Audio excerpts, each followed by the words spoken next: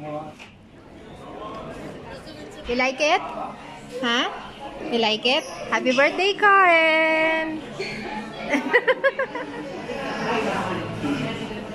Baka yan yung dos algo. I-make sure mo.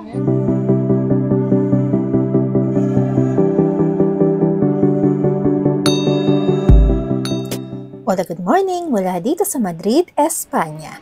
Ngayon ay aalis kami ng aking anak kasi may pupuntahan kaming birthday. Yes, it's birthday ng aking alaga ngayon. Kaya naman, nagpaalam ako sa parents nila if I could bring them out para ma-experience nila ang Jollibee. Happy birthday, Karen! Siyempre, excited ako kasi first time ko silang isasama sa ganitong trip. Sa mga oras na ito, papunta na kami ngayon sa house ng aking mga alaga. Pagdating namin, nakaayos na sila at ready na. Nakakatuwa lang kasi yung parents nila don't even hesitate to let the kids come with me. Nakaka-touch din kasi it shows the trust they have in me. So ayun na nga, bye-bye mommy and daddy muna. So ayan, papunta na kami ng Seoul na mga oras na ito. Super tuwang-tuwa yung mga bata habang sumasakay ng bus at tren. Para bang adventure day talaga for them. Pagdating namin sa Callao, nilakad na lang namin papuntang Seoul. Ang daming tao as usual. Kasi busy day talaga ito dito sa sentro ng Madrid. Pero enjoy pa rin kasi kasama ko ang mga bata na super excited. And finally, nakarating na kami dito sa Jollibee. Grabe no, iba talaga ang feeling pag nasa Jollibee ka. Kahit nasa abroad tayo, parang nasa Pinas pa rin. Nag-enjoy kami sa pagkain at syempre, happy si birthday boy. Pagdating sa food, syempre ang in-order ni Benedict ay yung request ng mga bata.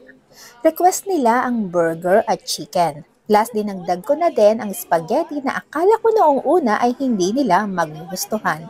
Pero nagustuhan din naman nila.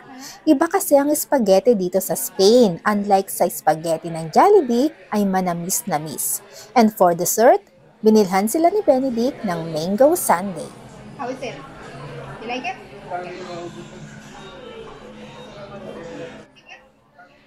Sobrang gustong-gusto ni birthday boy ang chicken. May mga pagkakataon pa nga na instead of asking me na gusto pa niya ng chicken, siya na ang kukuha dun sa chicken bucket. Yung mango sundae medyo pinagtalunan pa nilang dalawang magkapatid. Nakakatuwa lang kasi sabi ng aking alaga ay busog na siya. Pero habang nag-i-scoop siya ng mango sundae, binabalik-balikan niya yung chicken niya hanggang sa naubos din niya. Pero after 2 hours, pinasundo ko na sila sa papa nila kasi biglang inantok ang aking alaga. Habang kumakain kami, I think busog na siya. Siyempre, pagod sa kakalakad at excitement. After masundo yung mga bata, kami naman ni Benedict gumala papuntang Montera. May gusto kasi siyang tingnan na pabango sa elixir. Akala ko titingin lang, pero ayon, bumili din pala siya. Alam niyo na, kapag may nagustuhan, hindi makapagpigil. Katas kasi yan ang kanyang sahod ngayong buwan. Feeling ko ako ang naka-influence sa kanya para mahilig sa perfume. Dumaan din kami sa Starbucks after, para magpalipas ng oras kasi imimit pa namin si husband after ng work niya. Habang naghihintay, hindi na nakatiis si Benedict. I-unbox na agad yung bagong perfume na binili niya. Ang saya lang kasi kita mo yung excitement niya.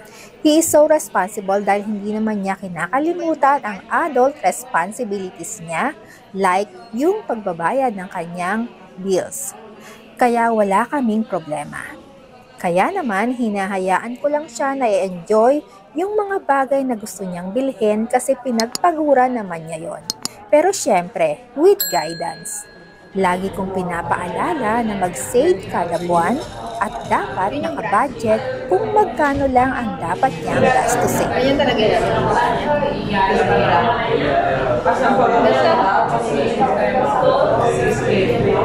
ganda.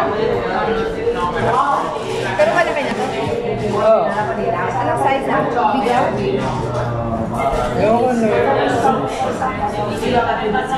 Ang bigat.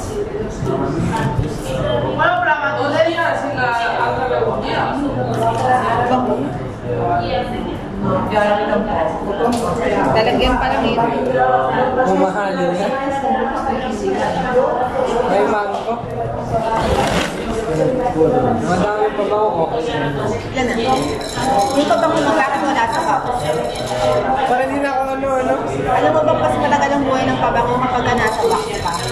Nakita mo ba ako nagaling sa box? Saka yung pabango ko nakalagay sa damitan mo.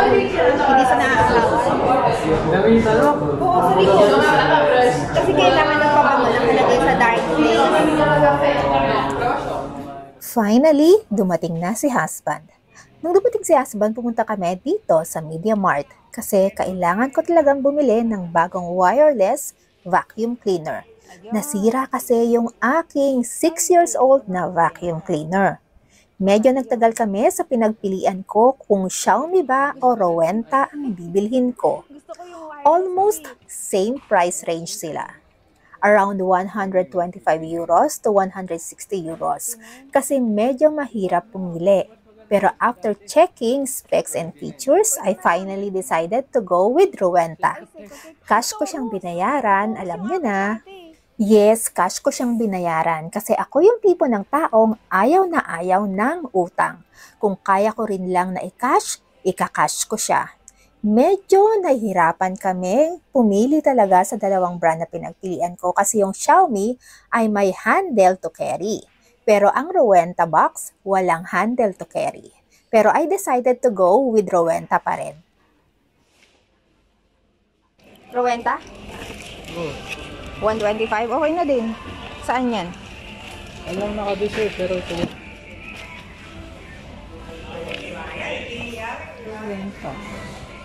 Germany pala ito eh.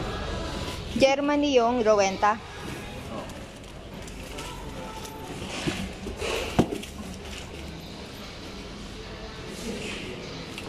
Di Rowenta na lang. Kaya lang walang hawakan. Kaya nga, paano bibigit mo? Pero yung dati, wala din naman hawakan yun, di ba? Ganun, may hawakan mo.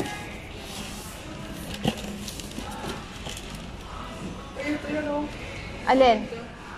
Yung Konga? Rowenta. Ay, hindi ba ito yan? Check mo. Ito ba yun? 7 points. Baka yan yung dos algo. Magkano yan?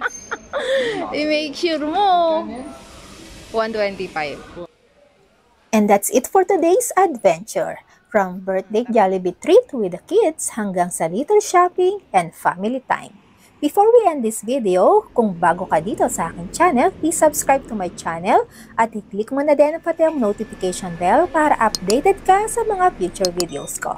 Once again, this is Gandang Pilipinas sa Espanya, sharing life one story at a time. Thank you so much for joining me today. Thank you! Mwah!